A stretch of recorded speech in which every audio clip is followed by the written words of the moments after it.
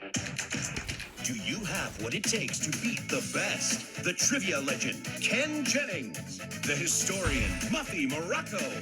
The chess wizard, Jonathan Corblaw. It's time for Mastermind. Here's your host, Brooke Burns. Hello, and welcome to Masterminds, a game of trivia, smarts, and strategy. Let's meet our challengers. He's a forensic psychologist and guitar player with a baby on the way. Say hi to David. He's recently engaged in the owner of a bar trivia company. Welcome to the show, Justin. And he's a financial analyst who loves robotics and marathon running from Ardmore, Pennsylvania. Say hello to Ethan. Welcome to the show, gentlemen. Are you ready to meet the masterminds? Yeah. Wonderful, because guess what? They're right here. Surprise! They're always in the last place you look. What's up, masterminds? Are you ready to play? Mm-hmm.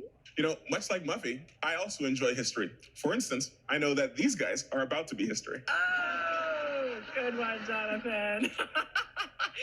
We'll see about that. Here's how we play. I'll ask you a series of trivia questions over 3 rounds of escalating difficulty. At the end of the game, the highest scoring challenger will face the highest scoring mastermind in the ultimate trivia showdown for $10,000. If a challenger wins, they get to come back to compete again. And if a challenger wins 3 times, then they will be crowned a mastermind and potentially take the place of one of our masterminds on this stage. You know, if you guys look at my face, you can tell you don't really want to beat me in this game. Okay. In round 1, there are 7 subjects, each with a corresponding question. All challengers and masterminds will play. Correct answers are worth 100 points. Good luck, gentlemen. The first subject is nature. Native Americans of the Northeast made lightweight canoes using the pliable bark of which tree? Fir, birch, or sycamore? And the correct answer is birch. Challengers, how'd we do? All right, Ethan knew it for 100 points. Well done, sir. Masterminds, 100 points across the board. The bark of a birch tree is white on the outside, and it's very easy to sort of scrape off and form into shapes. Perfect for canoeing. Thank you, Muffy. The next subject is music. Which singer's voice is insured with Lloyd's of London for $6 million? Justin Bieber, Andrea Bocelli, or Bruce Springsteen? And the correct answer is Bruce Springsteen. Challengers, how'd we do? Oh my goodness, no points over here. What were you guys thinking? Andrea Bocelli. Bocelli? About Bocelli. As well. All right. No points for that one. Masterminds, how about you guys? Same. Wow, no points. I am surprised. Bruce Springsteen famously said he wasn't the best singer, so he tried to make his fame with his lyrics and his songwriting. But I guess you can't sing your lyrics if you have no voice at all. Very interesting, yeah. The next subject is relatives. The mother of British Prime Minister Sir Winston Churchill was born in what country? United States, United Kingdom, or United Arab Emirates? And the correct answer is the United States. Challengers, how'd we do? All right, Ethan, well done. 100 points for you. Masterminds, 100 points across the board. You know, I'm from Brooklyn, and she's actually born in Brooklyn, so I feel like she's a round-the-way girl. Thank you, Jonathan. The next subject is science. At about age 20, Alexander Graham Bell spent a considerable amount of time trying to do what unusual task? Teach his dog to talk, get his bicycle to fly, or set water on fire? And the correct answer is teach his dog to talk. Challengers, how do we do? Okay, David and Ethan, 100 points apiece. Masterminds, did you know this? There we go, 100 points across the board.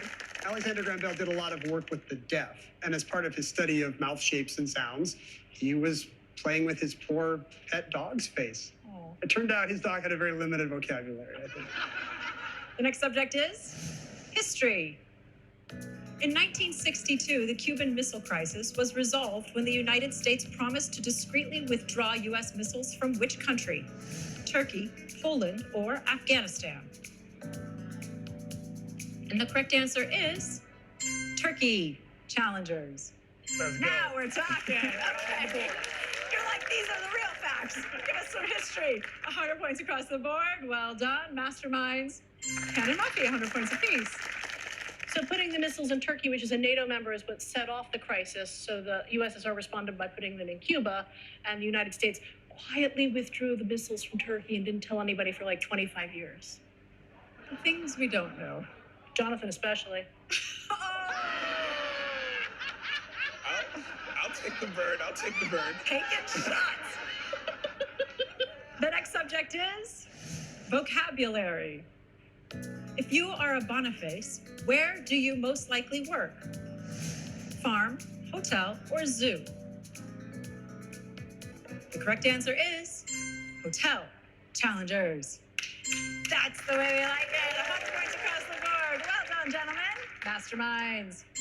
For you as well. The name Boniface is really interesting. It's not only the name of 9 popes, but it's also the innkeeper in a 1707 play, and that's how we got the name Boniface for someone who's in a hotel. Thank you, Jonathan. The last subject is transportation. Built without the horizontal bar from the handlebars to the seat, women's bikes were first designed with what in mind? Pregnancy bellies, dresses, or purses and handbags? And the correct answer is dresses. From all of our gentlemen, how'd we do? All right, Justin and Ethan for 100 points apiece. Well done. Masterminds, 100 points across the board. The idea was that if you had to like hike your leg over the top of the bike to get on, you might show some scandalous ankle. And we can't have that. No, not the ankle bone.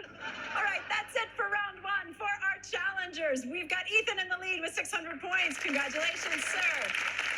And you're also tied with Ken and Muffy over on our mastermind side. Well done. When we return, the points get higher and the questions get more difficult as we get closer to determining who will play for $10,000. More mastermind right after this. Some of us are...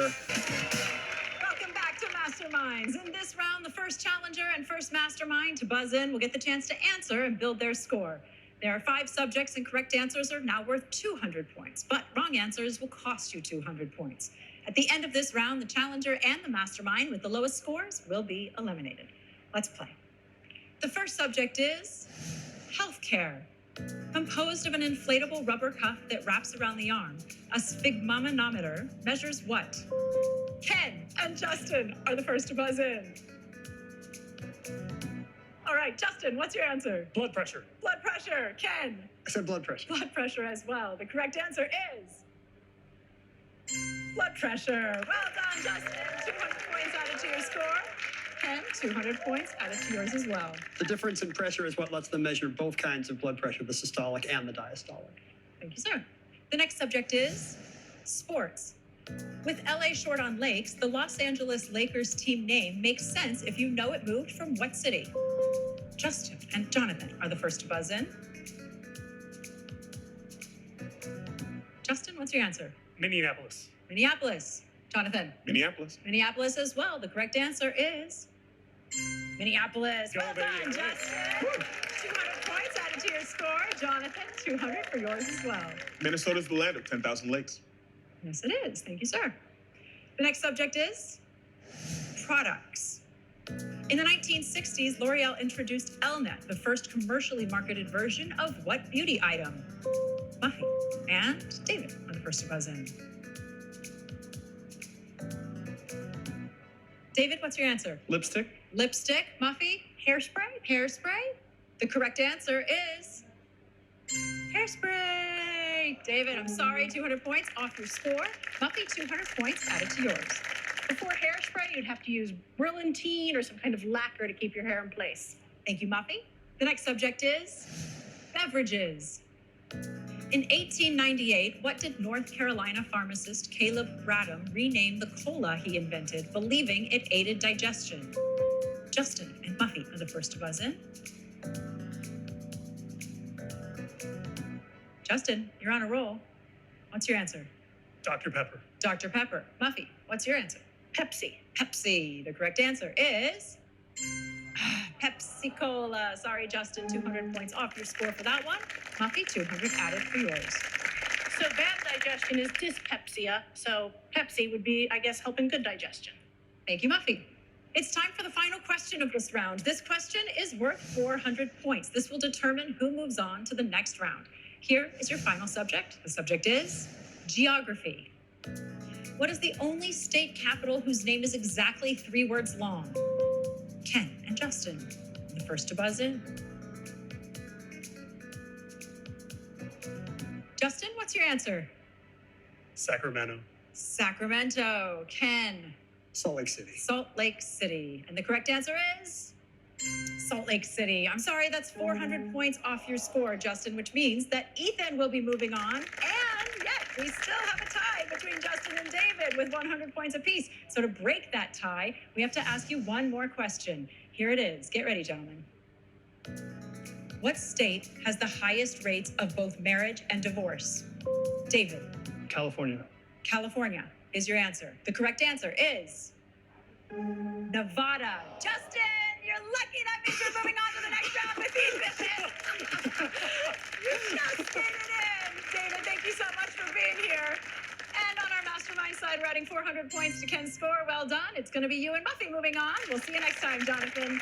When we come back, it's Challenger versus Challenger and Mastermind versus Mastermind to determine who will compete in the ultimate trivia showdown for $10,000. More Masterminds after this. No, really, I think.